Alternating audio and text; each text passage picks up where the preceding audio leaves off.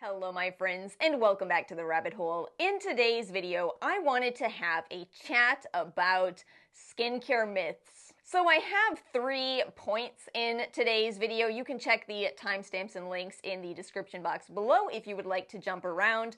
But the nice thing about these 3 points is that I feel like they cover a lot. Let's go ahead and get into it. The first thing I want to discuss is hard rules.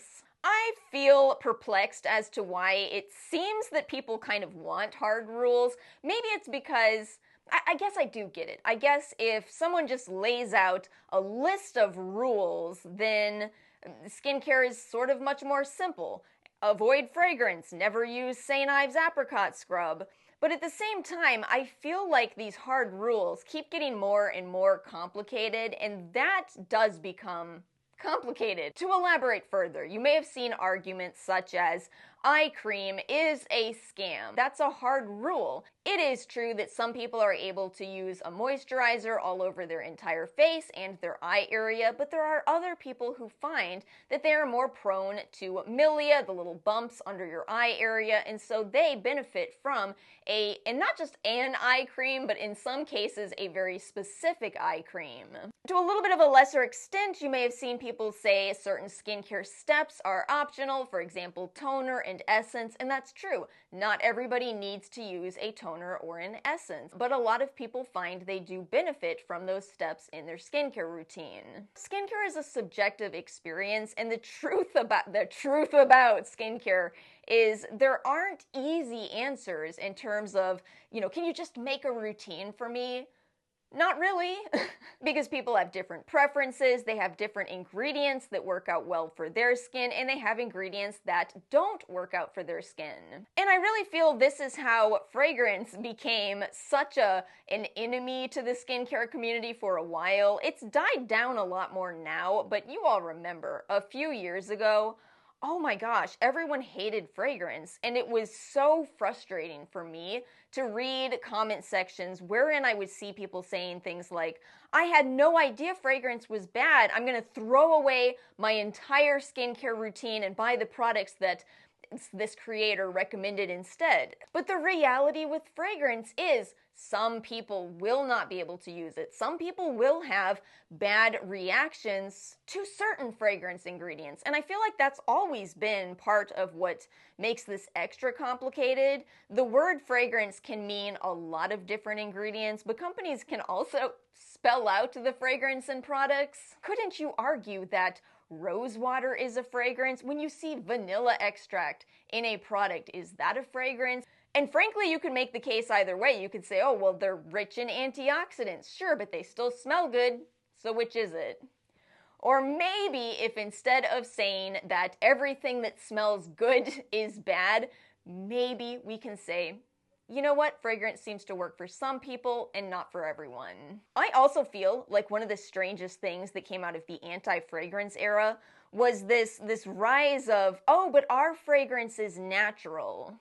Oh, so it's essential oils, ingredients that are comprised of all kinds of different chemicals within that completely natural ingredient. Check out my video about fragrance and essential oils. Essential oils are more likely to cause a problem for more people than synthetic fragrance. And then there was the era of no scrubs. No, I can get behind this. There is one scrub that everyone should eliminate from our lives. And you think I'm going to say St. Ives apricot scrub, but no. In fact, I'm going to say the scrub that is hanging out the passenger side of your ride, trying to holler at other people. But this was such a strange time too, and I'm happy to say I've seen James Welsh actually talking a lot about the St. Ives lawsuit and how utterly goofy it was, why it was thrown away. It was such an amazing case of people believing in this concept of micro-tears that had been invented by people on the internet, and so they tried to sue a company over it, and they lost the lawsuit because they couldn't prove that this made-up concept actually happens. Anyway, those are all examples of hard rules, and it just really frustrates me because skincare is a very subjective experience. what works for one person may or may not work for others, and that's the bottom line.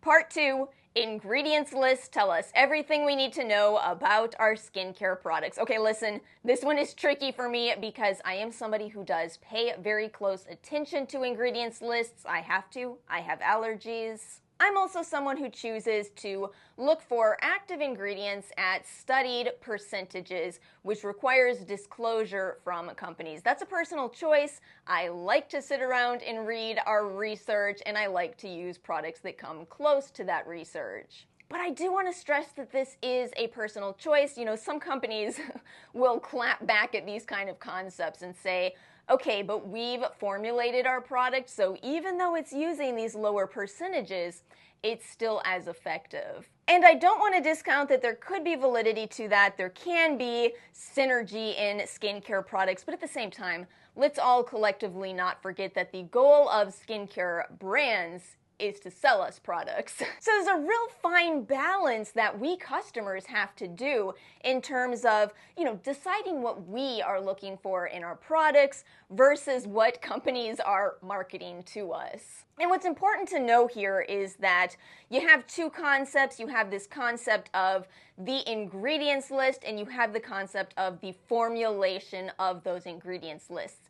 Think of it like cookies. You can look at the ingredients on Keebler cookies. But can you replicate those cookies perfectly from that ingredients list? Probably not. You need to know the amounts that were used.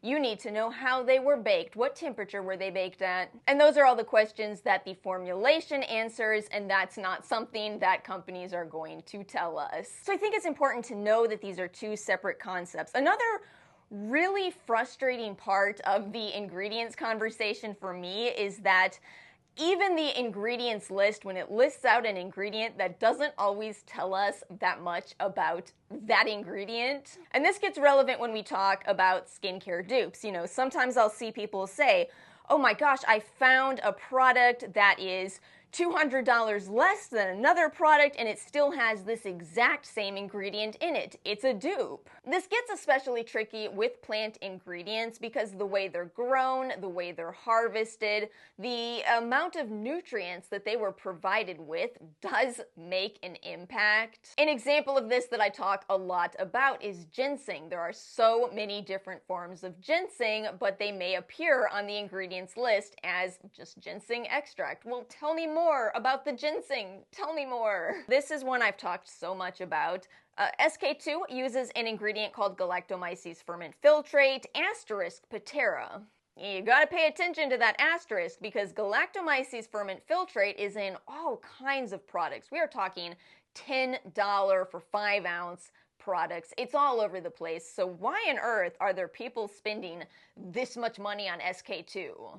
Because that asterisk might mean something. That galactomyces ferment filtrate from SK2, which is Patera, may be a very different type of galactomyces and may be fermented and filtered much differently from the galactomyces ferment filtrate in much more affordable products. Hate to tell you that. I really do. Now listen, here's where it gets tricky. I do feel that there are some products that for me are dupes of something else. Maybe because that subjectivity we were just talking about. Maybe because I was looking for something very specific in a product. Let's take a moisturizer. Maybe I was looking for it to just moisturize my skin in a very deep way. That could be why, for me, the Ghost Democracy Cocoon Cream is a fantastic dupe of the Biossance Omega Cream. The bottom line with skincare dupes is that it may vary based on what you are looking for from a dupe. What may be a dupe for one person may or may not be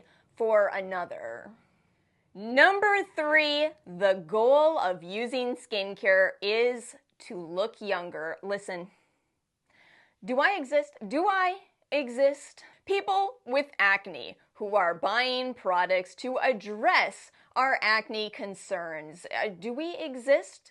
Is it just Schrodinger's pimple underneath that pimple patch? But you've seen those kind of posts that say things like, because I'm wearing sunscreen, I'm gonna look 20 forever, whereas the people who don't are gonna look Old and wrinkled. We need some kind of new clippy to pop up when people are making TikToks. Hey there, I see you're trying to look younger, but have you tried not looking ageist? I don't know, there's something going on culturally where people are getting more and more scared of the concept of aging. I'm going to take a step back for myself here because every time I try to have these conversations, I feel like I miss the mark. Let me just tell you what it is. I want people to not be ageist and to not deal with internalized ageism, but I don't think I'm, influential enough to just say, okay, we're just not gonna be ageist anymore. It might take a little more work than that, but I would like that. I would like that. I'm an idealist. The reason I dislike this so much is that I feel it really causes a lot of confusion. If people are only using skincare to look younger, there's a pretty good chance that no matter what routine you're using, no matter what products you're using, you're probably going to eventually be disappointed if the goal is to never age. However, if the goal instead is to have the best skin that you can no matter your age, that is a goal that you can achieve. That is absolutely a goal that every last one of us can achieve, and surely we have all seen people who have great skin in their 60s, 70s, and beyond. I have some self-awareness, so I'm gonna go ahead and give you a counter argument to what I am saying here. Some people will disagree with me and say, no, it's a good thing that people are getting into skincare because they are concerned about aging, because it is inspiring people to be much more consistent with their sunscreen applications. The good outweighs the bad here. And let me get your thoughts on this, because on one hand, I see what people are saying, but on the other, I just really like people to know the truth about the world around them. Well, my friends, that brings us to the end of this video. I hope you all enjoyed. Please feel free to let me know your thoughts in the comment section below. I hope you all have a wonderful week. If you enjoyed this video, make sure to like and subscribe, and I will see you all next time.